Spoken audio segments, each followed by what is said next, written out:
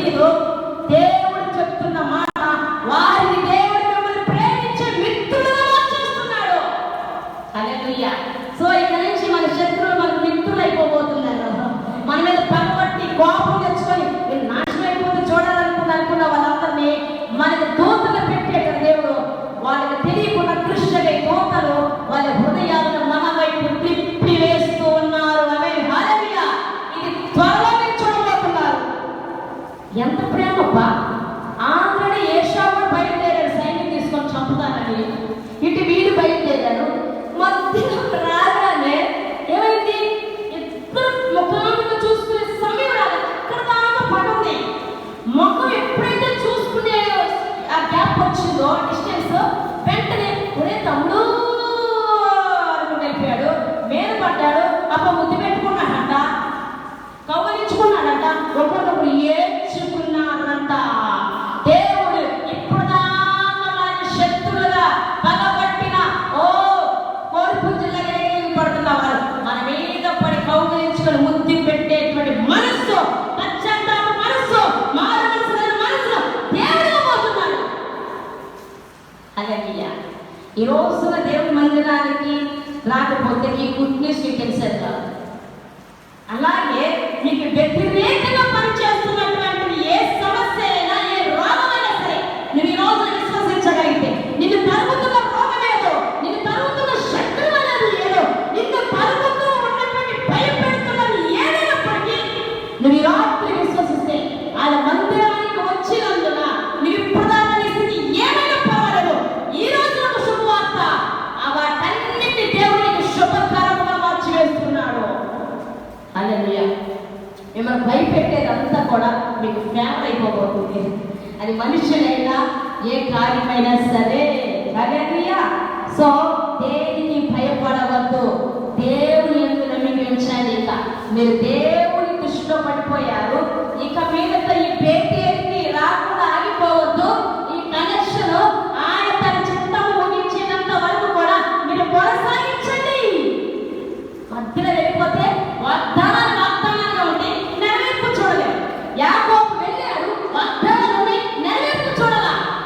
మరలా తిరిగి పేటీఎంకు కనెక్ట్ అయిన తర్వాత అక్కడికి వచ్చి నివసించే ఏర్పాటు చేసుకున్నాక ఇక నా కొడుకు నా దగ్గరికి వచ్చేసాడు, నాతో నివసిస్తున్నాడు, నేను ఆలోచన చేసి ఇప్పుడు నెరవేరుస్తానని నెరవేర్చేశాడు. ఎట్లా చూడండి. ఆ పదం ఒకటి చదువుకొని మనం ముగించుకున్నామా? 35వ అధ్యాయం ఆదికాండము 9 నుంచి 15 చదవడం చాలు.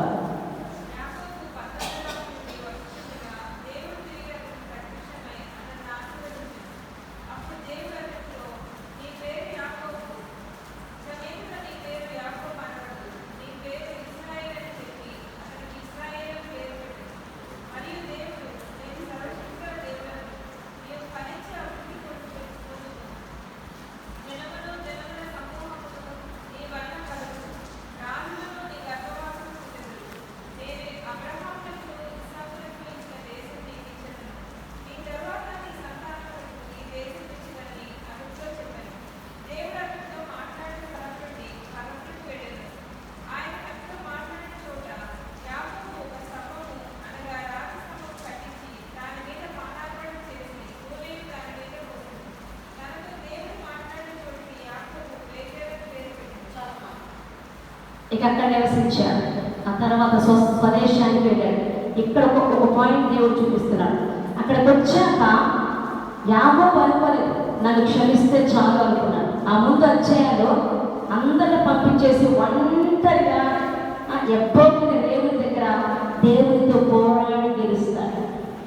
దేవుడు యాకోబుని గెలిపించడానికి తానే ఓడిపోయినట్టుగా అయిపోయాడు. హల్లెలూయా. నిన్ను నన్ను ఈ లోకంలో గెలిపించిన వ్యక్తిగా చూపెట్టడానికి ఆయన ఎప్పుడో మరణించాడు. అదే మన కొరకు ఆయన చేసిన త్యాగం. ఆయన త్యాగం చేసేసినందుకు నిన్ను నన్ను ఈ లోకంలో విజేతలుగా చూపించడానికి. కొన్ని పరిస్థితుల్లో మనుషులను ఓడినట్టు ఉంటున్నాము, శత్రువైన అపవాదమైన మనం గెలుస్తున్నామో. నేను చాలాసార్లు మనుషుల ముందు ఓడిపోయినట్టుగా, అవమానించబడుతున్నట్టుగా, ధృవీకరించబడినట్టుగా ఉంటాను. కానీ ఆ ప్రయాణంలో ఆల్రెడీ శత్రువులు ఒక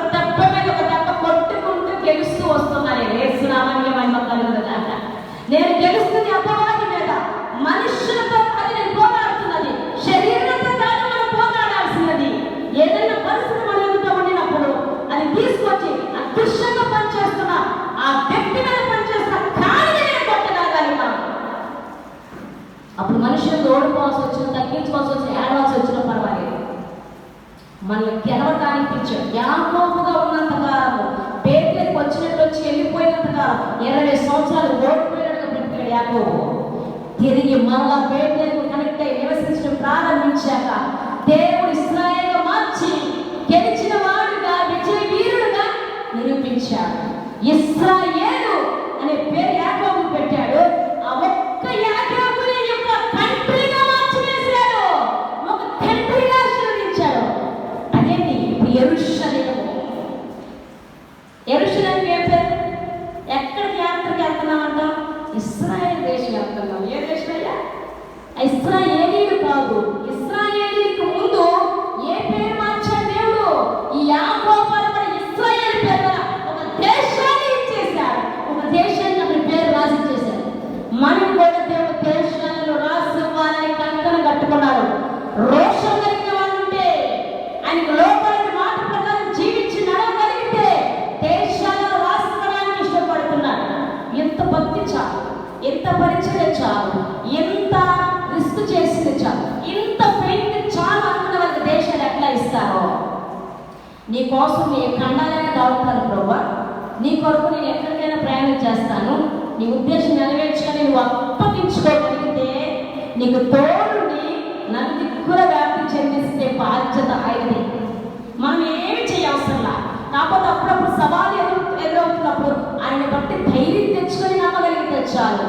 మీలో కొందరికి దేశాన్ని అప్పగించాలనుకుంటున్నాడు కానీ అంత సీన్ మాకొద్దు, అంత బ్లెస్సింగ్ మాకొద్దు, ఎంత చాలు అనుకుంటే మనం ఎంత చాలు అంటే అక్కడితోనే బ్లెస్సింగ్ ఆపేస్తాడు ఆయన. షూర్, నేను వస్తానయ్యా, నీతో నడుస్తానయ్యా, నువ్వు ఎంత దూరం నడుస్తావు, నలుగు దిక్కులు తిప్పేస్తాడు. నేను నువ్వు ఎంత నడుస్తావో నడువు, సంచరించు, నడిచింది సంచరించిందంతా ఇస్తానన్నాడా? ఎక్కడే నుంచో నీకు అదే ఇస్తాను, సంచరించు కూడా ఇస్తానన్నాడు అబ్రహాంతో. అబ్రహ్మ కన్నులెత్తి చూడు, నీ ఎదురు చాలా ఉంది, నువ్వు ఎంత అలసిపోకుండా నడవగలవో సంచరించగలవో, సంచరించింది నువ్వు అడిగి పెట్టిన ప్రతి స్థలము నడిచిందంతా నీకే చేస్తా. నీకు తమ్ముంటే నడవని నడిచాడు. దేశాలు స్వతంత్రించుకున్నారు. హల్లెలూయా. మన దేశాన్ని స్వతంత్రించుకోవాలి యేసు నామములో. మన బిడ్డల వాటిని కంటిన్యూ చేయాలి. గొప్ప విషయం ఏంటంటే సార్, యాకోబు ఇశ్రాయేలుగా మార్చబడ్డాక, ఆశీర్వాదకారకంగా మారిపోయాక తనతో నిబంధన ఆగిపోవాలా, తనతో ఆ వాగ్దానం దేవుడు ఆగిపోవాలా, తన సంతానానికి కూడా ఇచ్చేసాడు. హల్లెలూయా.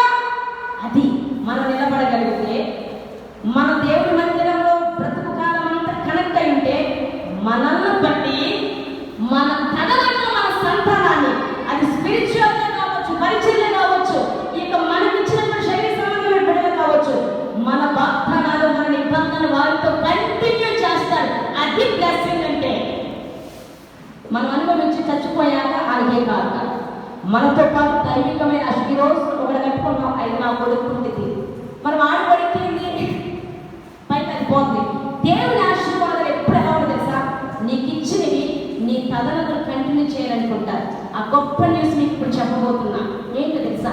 పేరు కనెక్ట్ అయిన తర్వాత, తిరిగి వచ్చిన తర్వాత, పేరు మార్చాక, నీలో నుంచి ఇట్లా వస్తారని చెప్పిన తర్వాత, రాజులు వస్తారు, అధిపతులు వస్తారు, ఇట్లా చెప్పిన తర్వాత, అదే స్థలంలో ఆయన వాగ్దానాన్ని, నిబంధనని కంటిన్యూ చేయడానికి బాలుడైన యోసేపును దర్శించాడు.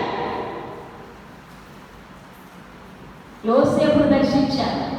యోసేపు బాల్యంలో ఒక కలపాన్ని చూపించేసేసాడు. యాకోబు తాగిపో, అబ్రహాము నుంచి ఇస్సాకుకు, ఇస్సాకు నుంచి యాకోబుకు, యాకోబు నుంచి యోసేపుకు. అర్థమైందా? కంటిన్యూ చేశాడు. వాళ్ళ విధేయతను బట్టి, వాళ్ళ సమర్పణను బట్టి, వాళ్ళ త్యాగాన్ని బట్టి, వాళ్ళ విశ్వాసాన్ని బట్టి, వారి తదనంతరం వారి సంతానమంతా దేశాలు. ఈరోజు ఎన్నో గొప్పగా తినేస్తుంది కానీ దేశాలు ఇశ్రాయేలు ఓడించడం ఎవరు సాధ్యమో, అది నిబంధనగా ఉన్న దేశము. దేవుడు బ్లెస్ చేసింది ఎవరు తీసేస్తాడు? నిన్ను నన్ను దేవుడు ఆమెను చూస్ చేసుకున్నాడు, బ్లెస్ చేసిందని చెప్తున్నాడు. ఎవడు మన మీద ఉన్న బ్లెస్సింగ్స్ దొంగిలించగలరు? ఒక్క విధేయత చూపితే చాలు. ఆయన ఏదైనా చేయగలడు అని ఆయన చెప్పిన మాటలు నమ్మితే చాలు. నమ్మి చేసి ఆయనతో నడిచావా, ఆయనతో నివసించడం ఆరంభించావా, అబ్బా నిన్నే కాదు నీ తదనంతరం నీ పిల్లలు కూడా ఆశీర్వదిస్తారని దేవుడు చెబుతున్నాడు. ఇక మీరు ఈ బేతేలు అనబడే మందిరానికి కనెక్ట్ అయి ఉన్నాయి. నేనేదో పెట్టాను జనాలను కాదు, ఆయన ఎలా వేసి పిలుస్తాడు షూర్. నేనేది చెప్పాల్సిన అవసరమే లేదు. ఆయన తెలియజేసినప్పుడు ఆయన ఎలాగైనా వస్తారు. అసలు నేను చెప్పిన వాళ్ళు రాలా, చెప్పని వాళ్ళు వచ్చారు. అంటే ఈ మాటలు ఎవరికి కావాలో వాళ్ళకి దేవుడు వినిపించడానికి తీసుకొని వచ్చారు. మాట్లాడు మనందరూ దీవించబడాల్సిన ఇష్టం. ఎన్ని దీవెళ్ళు? 1, 2, 3 కాదు, అన్ని విషయాలు వర్తిగా చేయాలని ఇష్టపడుతున్నారు. అది ఎట్లా జరుగుతుంది, ఎప్పుడు జరుగుతుంది? దేవుని మందిరానికి కనెక్ట్ అయ్యి దేవుని మందిరంలో నివసిస్తూ ఆయన స్వరాన్ని వింటూ ఆ మాట నమ్ముతూ ఆ మాట ప్రకారము అబ్రహాము, ఇస్సాకు, యాకోబు, యోసేపులాగా చేయగలిగామా? మనల్ని మన బిడ్డలు దీవించడానికి ఆయన ఇప్పుడు కూడా సిద్ధంగా ఉన్నాడంట. ఆ తరంలో చేసిన గొప్ప కార్యాలు ఈ తరంలో మన జీవితాలు చేసి తన నామాన్ని మహిమపరచుకోవడానికి ఎదురు చూస్తున్నాడు తండ్రి. అర్థమవుతుందా? బేతేలు యొక్క విశిష్టత. బేతేలులో ఎన్ని ఆశీర్వాదాలు తెలుసా? బేతేలుకి వచ్చిన తర్వాత ఆయన పాద స్థలంలోకి మనం వచ్చాక ఆయనతో సహవాసం చేస్తుండగా మన మీద ఎన్ని దుష్ట శక్తులు, మనుషులు, పరిస్థితులు పగబట్టినా అవన్నీ మనకు ఫేవర్ అయ్యేటట్టు దేవుడు మార్చేస్తాడు, మార్చబోతున్నాడు. అంతేకాదు దూతలు మనం పనిచేస్తాయి. దూతల ద్వారా దేవుడు చాలా ఉపకారం చేయదా? అట్లా ఇప్పుడు ఇక నుంచి దూతల మినిస్ట్రీని మన దేవుడు చేస్తున్నాడు. హల్లెలూయా. మనం చేయలేనివి, మనతో చెప్పినవి, మనము ఏం చేసినా వీలు కానివి దేవుడు తన దూతలకు ఆజ్ఞాపిస్తున్నాడు. అబ్బాయి సడన్గా జరిగిందే, ఎలా జరిగిందో నీ సామర్థ్యం నా సామర్థ్యం మన భక్తి కాదు. దేవుడు తన దూతలకి మన వరకు ఆజ్ఞాపిస్తున్నాడు. అర్థమవుతుందా? హృదయాన్ని మార్చే శక్తి మన దేవుడికి మాత్రమే ఉంది.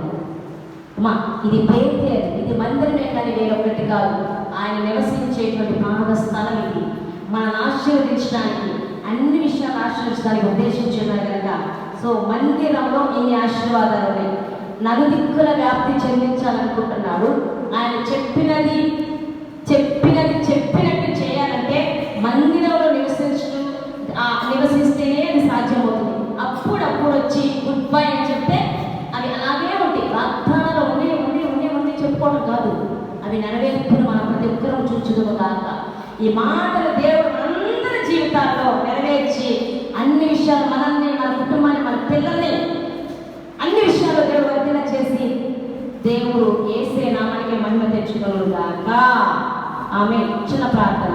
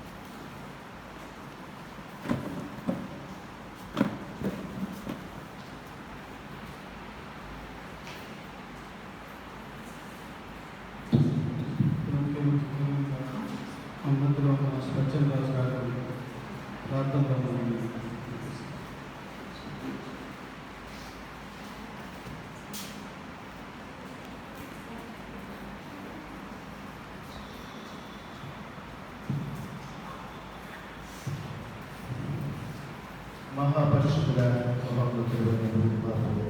తండ్రి, మీ పరిశుద్ధ నామమునకు స్తుతులు స్తోత్రాలు తెలియపరచుకుంటున్నా ప్రభువా. దయగలిగిన దేవా, కృప కలిగిన దేవా, జాలి దేవా, కరుణ కలిగిన దేవా, ప్రేమ కలిగిన దేవా, నీకే వందనాలు, స్తుతులు స్తోత్రాలయ్యా. మా పట్ల మీకు కృప చూపించి మంచి వాతావరణాన్ని మీరు మాకు అనుగ్రహించి ప్రయాణాల్లో మీరు మాకు కాపుదలను అనుగ్రహించి ప్రభువా, స్వేచ్ఛగా మిమ్మల్ని ఆరాధించుకునేటట్టుగా బేతేలు స్థలాన్ని ప్రభువా మీరు మాకు అనుగ్రహించి తెలియపరుచుకుంటాం. దయగలిగిన దేవా, ఈ సమయంలో ప్రభువా నేను రాష్ట్రాలు అల్లకోలలో పరిస్థితులను మేము చూస్తున్నాం. వర్షాలతో, వరద బీభత్సాలతో అనేక రాష్ట్రాలైనా సవాలుగా మారినటువంటి పరిస్థితులను మేము కళ్ళారా చూస్తున్నాం. మీ కృపా కాపుదల మీరు మాకు ఇచ్చి ఇంకా మా ప్రాంతాల్లో రక్షింపబడవలసినటువంటి బిడ్డలున్నారు. వారందరి కొరకు నాయనా మీరు నాయనా ఈ సహవాసాన్ని ఏర్పాటు చేసుకొని మా కొరకు నాయనా ఈ మాటలను వినిపించి రక్షణార్థమైన నిమిత్తం ప్రభువా అయా మా ప్రాంతాల్లో తండ్రి రాకడను ఆలస్యం చేస్తున్నారు. రాకడ సమయంలో జరగవలసినటువంటి గుర్తులను మా మధ్య జరిగిస్తున్నారు. ఎక్కడైతే విగ్రహారాధన విచ్చలవిడిగా అయినా ప్రళయదానం చేస్తున్నదో, దేవుని బిడ్డల మీద ఎక్కడైతే అయినా విధ్వంసాలను సృష్టిస్తున్నారో అలాంటి ప్రాంతాల్లో ప్రభువా అయినా ఎంతగానో విమర్శని చూస్తున్నారు. అనేక బిడ్డలు మరణిస్తున్నారు. ప్రభువా మిమ్మలను ఎరగనటువంటి జనాలను అనగానే అప్పగించబడుతున్నారు. అలాంటి అవకాశాన్ని మా ప్రాంతానికి లేకుండా ప్రభువా ఈ బిడ్డలను ఏర్పాటు చేసుకొని ఈ స్థలంలో ప్రభువా బేతేలుగా పిలువబడుచున్నటువంటి స్థలంలో ఈ బిడ్డలు ప్రారంభిస్తున్నటువంటి ఈ కార్యక్రమం అంతా అయినా మీ చేతులకు అప్పగిస్తున్నాం. ప్రభువా మీరే దీనికి అధ్యక్షత వహించి ఇక నుంచి ప్రభువా ఈ ప్రార్థన ఈ పరిశుద్ధ ఆరాధనలన్నిటికీ మీరు తోడేయండి. అనేక మందిని రక్షణార్థమైన ప్రభువా ఈ సహవాసాన్ని నిలబెట్టుకొని మీ కృపను బలపరచండి. వచ్చినటువంటి మీ ప్రియ బిడ్డలందరినీ మీరు మీ స్వాధీనంలో ఉంచుకొని మీ యొక్క ఆత్మతో నింపండి. అయినా యాకోబు గారికి ఇచ్చినటువంటి దీవెనలు ఆశీర్వాదాలు ప్రభువా మేమును పొందుకొని మా గృహాలను తండ్రి ఈ పరిచర్య నిమిత్తము ప్రభువా నీ వరకు అయినా సేవకులుగా నిలబడి కృపణ భాగ్యాన్ని మాకు అందరికీ అనుగ్రహించినది. తండ్రి నిలబడి పోషించినటువంటి నీ బిడ్డలను మీరు జ్ఞాపకం చేసుకోనండి. వచ్చినటువంటి నీ బిడ్డలను మీరు జ్ఞాపకం చేసుకోనండి. విన్నటువంటి వాక్యాన్ని మా హృదయాల్లో భద్రపరిచి ఈ కృపతో మీ దీవెనలతో మమ్మల్ని మా గృహాలను చేర్చమని తండ్రి మీరే కృప పొందమని యేసు పరిశుద్ధ నామములో అడిగి వేడుకొచ్చున్నాను తండ్రి. ఆమేన్.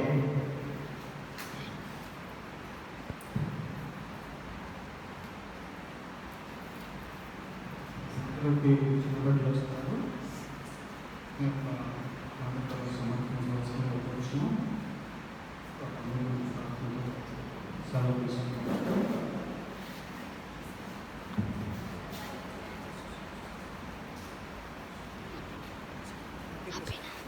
తీసుకోండి.